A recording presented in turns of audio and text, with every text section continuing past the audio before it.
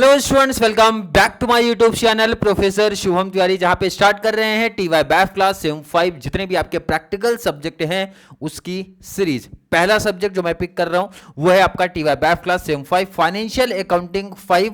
आपका सिलेबस क्या है, पेपर पैटर्न क्या है। देखो, syllabus and paper pattern already हर एक बच्चे को पता होता है, बट जो एक सबसे बड़ी कंफ्यूजन होती है कि सर कितने चैप्टर्स ऑप्शन में रख सकते हैं, ये मोस्टली बच्चों का डाउट होता है। कौन सा टॉपिक सर इजी है वो बताना, मींस जो भी इस टाइप के डाउट कंफ्यूजन क्रिएट हो रहे हैं बच्चों के माइंड में, सबका आंसर सबका रिप्लाई आज के वीडियो में मैं देने वाला हूं। तो चलिए स्टार्ट करते हैं आज की क्लास।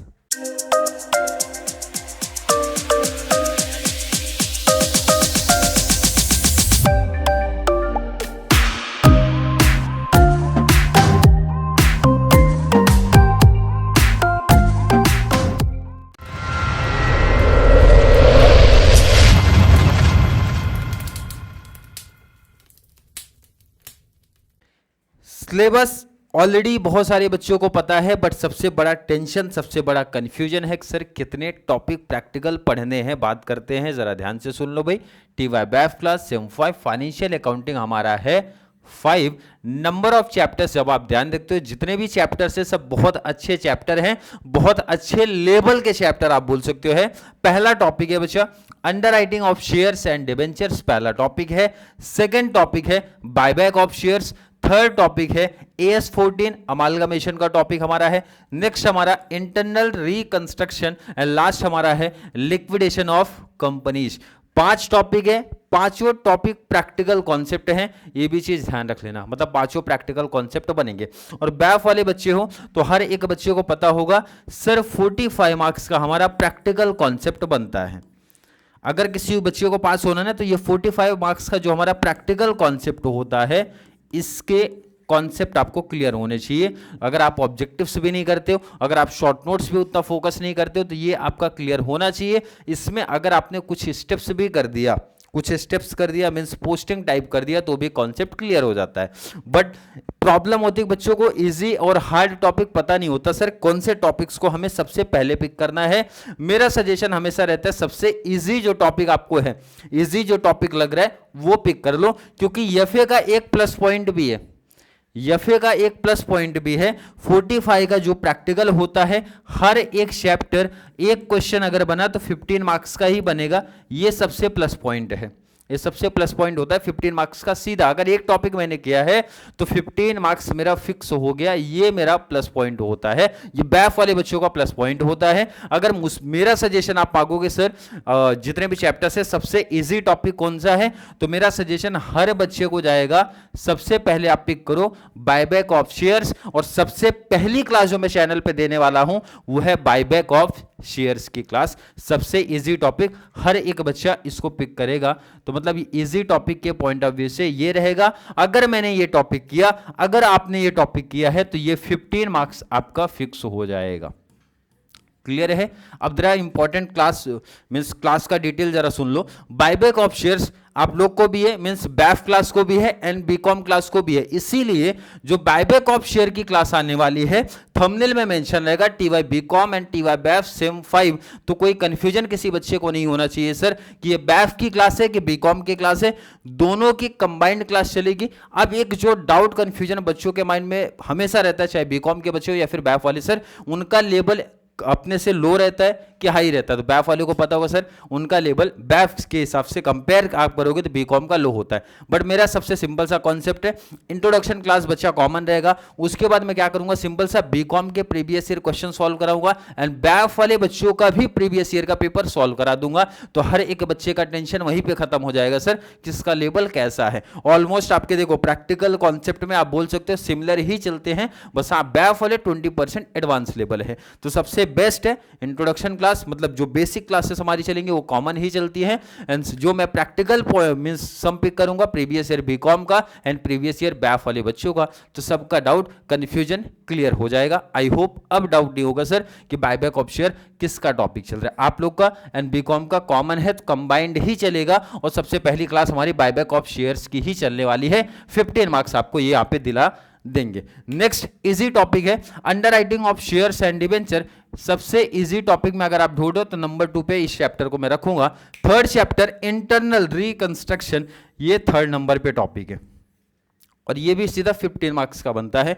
3 टॉपिक हमारे सबसे इंपॉर्टेंट वाले हैं, सबसे इजी वाले हैं, जहां से आप हर एक टॉपिक करके 15 मार्क्स ले सकते हो, 15 मार्क्स कर सकते हो। तो मेरा सजेशन है हर एक बच्चे को एटलीस्ट ये 3 टॉपिक कर लो। अब यहाँ पे एक चीज ध्यान रखो, बायबैक ऑफ शेयर ये आप लोग का कॉमन रहेगा, कॉमन है बीकॉम के साथ में, इंटरनल कॉमन रहेगा बीकॉम के साथ में। 2 टॉपिक ऐसे हैं जो बीकॉम को भी है, बैफ वाले बच्चों को भी है, तो दोनों कंबाइंड चलेंगे और दोनों क्लास, मतलब ये दोनों चैप्टर्स में 100% पढ़ाने वाला हूं, नो डाउट, किसी बच्चे को डाउट नहीं होना चाहिए। और साथ में पॉसिबल हुआ तो अंडर राइटिंग ऑफ शेयर्स भी लूंगा।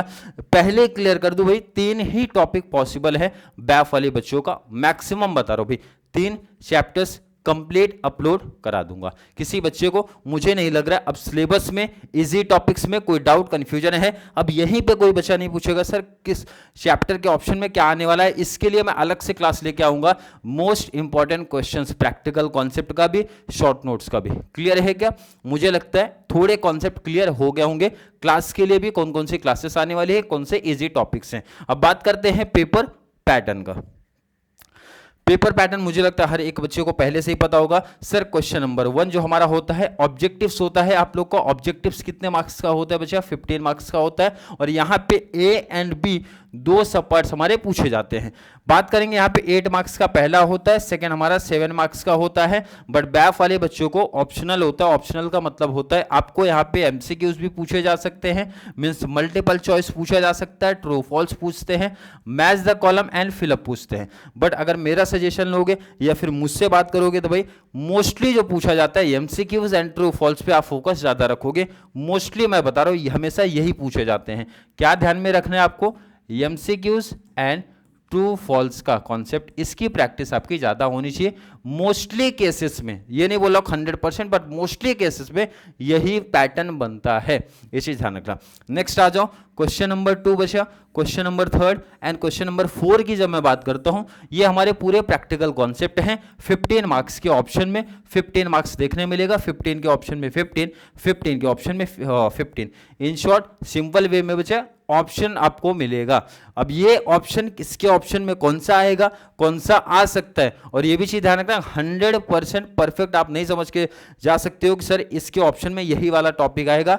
यूनिवर्सिटी हर साल चेंज करती है। अगर आपका ऑटोनॉमस कॉलेज है तब तो कोई टेंशन नहीं है, बट यूनिवर्सिटी अगर सेटल आपका पेपर कर रही है तो वहां पे आप ऐसे 100% गारंटी नहीं बोल सकते हो कि ये टॉपिक के ऑप्शन में यही टॉपिक आएगा। बट हाँ, एक आइडिया लगता है प्रीवियस ईयर के पेपर को जब आप एनालिसिस करते हो देन।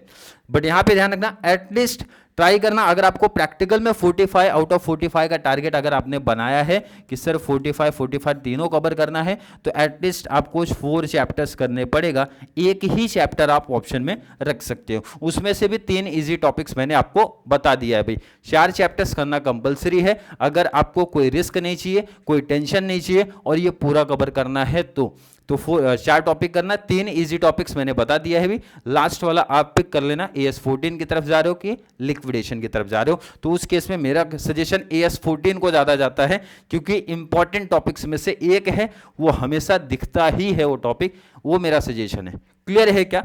नेक्स्ट आ जाओ, अगर आपको एफए में एक बेटर स्कोर करनी है तो प्रैक्टिकल के साथ में आपको शॉर्ट नोट्स भी बेटर करना पड़ेगा, शॉर्ट नोट्स में भी एक अच्छा स्कोर करना पड़ेगा। शॉर्ट नोट्स में ध्यान रखो, यहाँ पे 2 लॉन्ग आंसर आते हैं, लॉन्ग आंसर के साथ में शॉर्ट नोट्स आएगा। तो मेरा सजेशन बच्चों को हमेशा शॉर्ट नोट्स को लेके जाता है कि हमेशा शॉर्ट नोट्स ही लिखो आप। और ध्यान रखना, जब भी आप एफए का शॉर्ट नोट्स लिखते हो, सीए का शॉर्ट नोट्स लिखते हो, फाइनेंशियल मैनेजमेंट का शॉर्ट नोट्स लिखते हो, तो इसके शॉर्ट नोट्स आपके इकोनॉमिक्स के जैसा, मार्केटिंग के जैसा, कॉमर्स के जैसा नहीं लिखना है। आपको यहाँ पे मोस्टली जो चीजें यूज करनी है बच्चा, फॉर्मेट, अगर कोई टॉपिक पूछा उसका कोई फॉर्मेट है वो लिख दो, कोई फॉर्मूला है वो लिख दो, और एग्जांपल्स की तो लाइन लगा दो।